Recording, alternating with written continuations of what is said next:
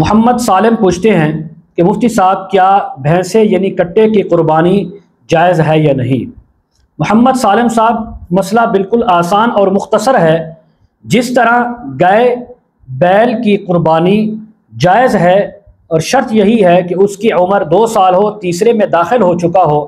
اسی طرح کٹا یا بھینسا وغیرہ ہے یا یہ ایسے ہی بھینس ہے تو اس کی عمر جب 2 سال ہو جائے تو آپ اس کی قربانی کر سکتے ہیں، بالکل جائز ہے، کیونکہ یہ گائے اور بیل کی قسم میں سے ہی ہے۔ اب وہ لوگ اصل میں جو آپ پوچھنا چاہتے تھے تو وہ میں آپ کو بتا دیتا ہوں کہ بعض لوگ یعنی غیر مقلدین یہ کہتے ہیں کہ کٹے اور بھینس کی قربانی جائز نہیں ہے تو اس لیے اس کی قربانی نہیں کرنی چاہیے۔ میں ان سے میرا یہ سوال ہے، اپنا ذاتی سوال کرتا ہوں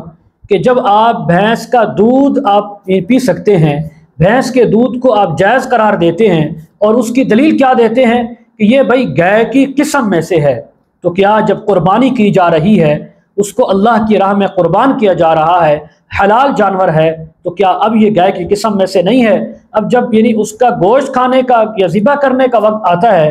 قربانی کرنے کا وقت آتا ہے تو آپ اس کو الگ سمجھتے ہیں، لیکن جب دودھ پینے کا وقت آئے اس وقت تو آپ کہتے ہیں کہ یہ گائے کی قسم میں سے ہے، لہٰذا اس کا دودھ بھی جائز ہے۔ تو میرے محترم دوستو، جس طرح بھینس کا دودھ پینا جائز ہے، اسی طرح کٹے کی یعنی بھینسے کی یا بھینس کی قربانی بھی شرعاً بالکل جائز ہے۔ امام اعظم ابو حنیفہ رحمۃ اللہ علیہ نے اس کو بغیر کسی حجت دلیل کے اس کو جائز قرار دیا ہے، لہٰذا جو احناف کے مسلک کے مطابق عمل کرنے والے ہوں وہ کٹے کی بھینسے کی قربانی کر سکتے ہیں۔ اللہ تعالی ہم سب کو دین متین کو سمجھنے کی اور عمل کرنے کی توفیق عطا فرمائے۔